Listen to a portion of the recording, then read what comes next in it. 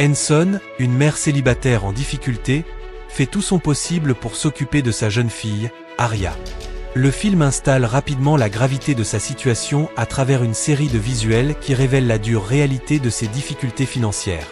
Leur modeste logement reflète la tension de vivre au jour le jour, et le désespoir de Jania devient encore plus palpable lorsqu'elle découvre un avis d'expulsion collé à sa porte, un avertissement brutal de sa propriétaire indiquant que le loyer n'est pas réglé. Son chagrin est encore alourdi par la détresse d'Aria. La petite confie qu'elle a été publiquement humiliée par ses enseignants et camarades pour ne pas avoir pu payer les $40 requis pour le déjeuner à l'école. Jania rassure sa fille d'une promesse fragile, elle aura l'argent dans la journée, pensant recevoir son salaire. Mais sa journée ne fait que se détraquer. À son travail, en tant que caissière dans un supermarché local, Jania doit faire face à une série de revers émotionnels.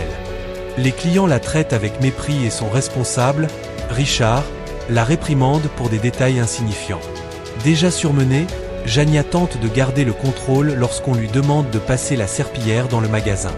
À ce moment-là, son téléphone sonne. C'est celle d'Aria, l'école insiste pour qu'elle vienne immédiatement. Jania supplie Richard de la laisser partir. Après beaucoup d'hésitation, il lui accorde seulement 30 minutes. Dans une tentative frénétique de se procurer l'argent du déjeuner, elle se précipite au guichet pour retirer ses $47 restants. Cependant, la banque refuse la transaction, invoquant l'obligation de conserver un solde minimal. Quand Jania arrive enfin à l'école, elle reçoit une nouvelle dévastatrice. L'enseignante a contacté les services sociaux américains, affirmant qu'Aria est victime de négligence. Sans plus d'avertissement ni de possibilité d'explication, les autorités emmènent Aria, laissant Jania anéantie et impuissante. Submergée par le chagrin et le désespoir, Jania se précipite vers son lieu de travail, s'accrochant à l'espoir que toucher son salaire soit le seul moyen de retrouver la garde de sa fille. Dans sa course effrénée, elle heurte par accident un autre véhicule. La situation dégénère quand le conducteur, un homme blanc, la confronte avec agressivité et en représailles, percute volontairement sa voiture. Les tensions montent lorsqu'une policière arrive sur les lieux pour évaluer la situation. Le problème se corse dès que l'on découvre que l'homme est lui-même policier. Il commence à intimider Jania, mais la policière intervient pour calmer le jeu. Elle ordonne à l'homme de faire un pas en arrière et demande à Jania son permis de conduire. Malheureusement, celui de Jania est expiré. En conséquence, l'officier lui dresse une amende et fait remorquer sa voiture, lui retirant un autre moyen essentiel de mobilité. Finalement, Jania arrive au supermarché 2 heures en retard, pour recevoir un nouveau coup dur. Son responsable, Richard, lui annonce froidement qu'elle a été licenciée et que son poste a déjà été pourvu. Jania, visiblement bouleversée et en larmes, le supplie de revenir sur sa décision, mais Richard reste inflexible. Elle demande alors son dernier chèque de paie, désespérée d'obtenir les fonds. Richard refuse, lui disant qu'il lui sera envoyé par courrier et non remis immédiatement. Refusant de partir sans l'argent dont elle a un besoin vital, Jania continue de plaider sa cause. Au cours de cet échange tendu, 2 hommes armés font soudain irruption dans le magasin et tentent de braquer Richard. Le chaos s'ensuit. Poussée par l'instinct et la peur, Jania intervient, lutte avec l'un des malfaiteurs et finit par le tuer d'un coup de feu. Dans l'après-coup, au lieu de reconnaître son acte héroïque, Richard l'accuse d'avoir orchestré le braquage. Sous le choc de cette fausse accusation et de la tournure dramatique des événements, Jania réagit impulsivement et le tue lui aussi. Après la fusillade tragique du braqueur et de son responsable, Richard Jania, encore sous le choc, saisit son bulletin de paie et fonce à la banque de l'autre côté de la rue, désespérée de toucher son chèque. Au guichet, elle se heurte à une caissière nommée Tessa, Ashley Vercher, qui demande une pièce d'identité valide. Prise de panique, elle supplie Tessa de faire une exception, expliquant son désespoir. Malgré les supplications, Tessa explique fermement qu'elle ne peut pas enfreindre les règles de la banque. La panique monte, et ne voyant plus d'issue, Jania sort discrètement l'arme qu'elle a récupérée du braqueur. Sans menacer directement, l'acte transforme immédiatement la scène en un braquage à main armée. En réponse, Tessa appuie silencieusement sur le bouton d'alarme. Nicole, Sherry Shepherd, la gérante, reçoit l'appel de la police signalant l'alarme. Lorsqu'on lui demande de décrire la suspecte, elle transmet les détails de Jania à la centrale. Pendant ce temps, la détective qu'est Raymond, qui enquête déjà sur l'incident survenu au supermarché, commence à faire le lien. Les images de surveillance et les témoignages désignent une suspecte nommée Jania. À la réception de la description fournie par Nicole, Raymond confirme rapidement qu'il s'agit bien de la même femme qui retient maintenant des otages dans la banque.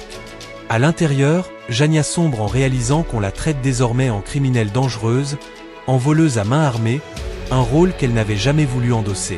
Émotionnellement déstabilisée, elle essaie de montrer qu'elle ne veut pas faire de mal en libérant plusieurs otages.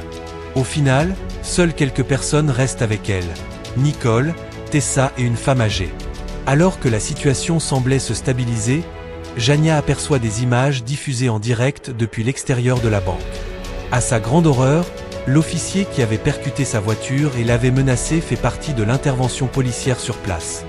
Déclenchée par la peur et un sentiment d'injustice, Jania bascule davantage, convaincue qu'elle ne sera pas traitée équitablement si elle se rend.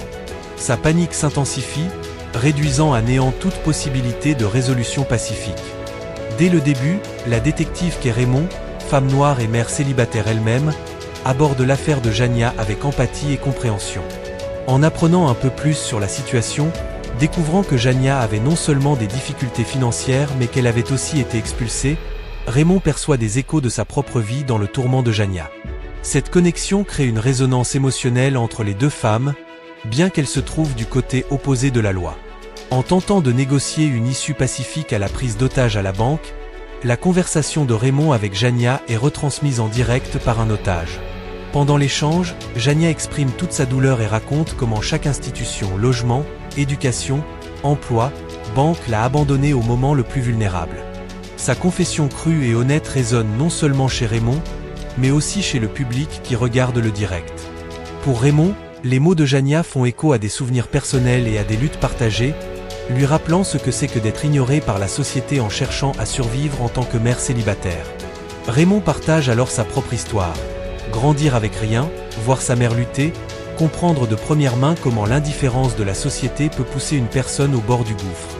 Cette histoire partagée alimente sa détermination à empêcher que Jania ne devienne une nouvelle victime d'un système défaillant. Elle devient la seule autorité prête à traiter Jania non comme une criminelle, mais comme un être humain.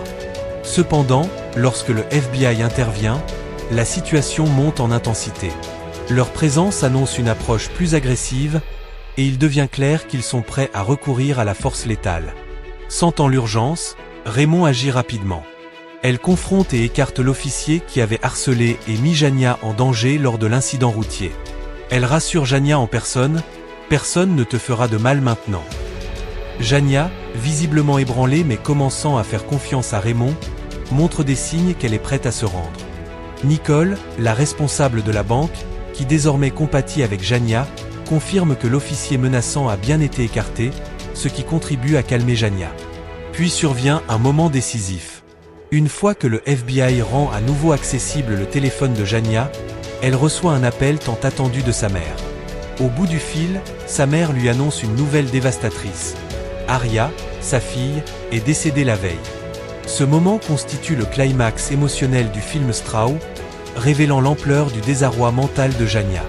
Suite à la révélation tragique du décès d'Aria, Jania semble sombrer dans un état de collapse psychologique. Envahie par la douleur, le traumatisme et l'épuisement, son esprit commence à brouiller les frontières entre réalité et peur. Dans cet état dissociatif, guidée par la panique, elle imagine le pire. Le FBI investit la banque, l'abat et arrache Nicole. C'est une vision imprégnée de terreur et de désespoir, une manifestation de sa conviction que son histoire, comme tant d'autres, se terminera dans la violence et le silence. Mais cette fin sombre demeure imaginaire. En réalité, Jania est doucement ramenée à la réalité par Nicole, la responsable de l'agence bancaire qui, au fil de l'épreuve, a fini par comprendre et éprouver de l'empathie pour elle. Nicole tend la main, physiquement et émotionnellement, et sort de la banque avec Jania. Son geste est à la fois audacieux et désintéressé. Elle se place en bouclier humain, utilisant sa propre présence pour protéger Jania des agents du FBI prêts à ouvrir le feu. Son action envoie un message clair. Jania n'est pas une menace, elle ne mérite pas de mourir. À cet instant crucial, la détective qu'est Raymond brave le protocole et avance, se détachant de l'unité tactique. Elle s'approche calmement de Jania et la place en état d'arrestation avant que quiconque n'agisse.